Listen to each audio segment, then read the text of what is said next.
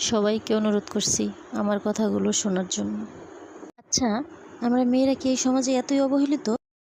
মেয়েদের জীবন কি জীবন নয়? তাদের কি এই সমাজে শান্তিতে থাকার অধিকার নেই? মেয়েরা কি কেবলই ছেলেদের হাতের খেলার পুতুল? মেয়ে জীবন কি সত্যিই অভিশপ্ত জীবন?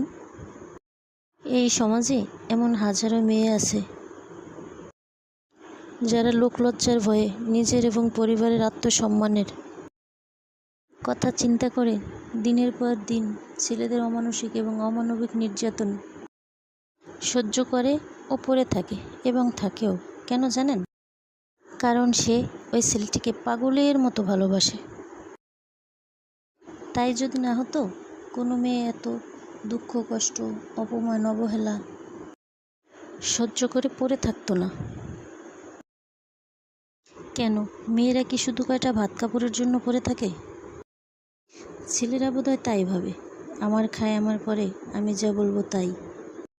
এই কি মেয়েদের জীবন? আপনারা যদি এমন আরও বাস্তব জীবনের কথা শুনতে চান, তাহলে সবার কাছে অনুরোধ, সবাই আমার পাশে থেকে আপনাদের ভালোবাসার হাতটা বাড়িয়ে দিন, যাতে করে সেই হাত ধরে আমি আরও সামনে এগিয়ে যেতে পারি। এতক্ষণ আমার সাথে থাকার জন্য ধন্যবাদ।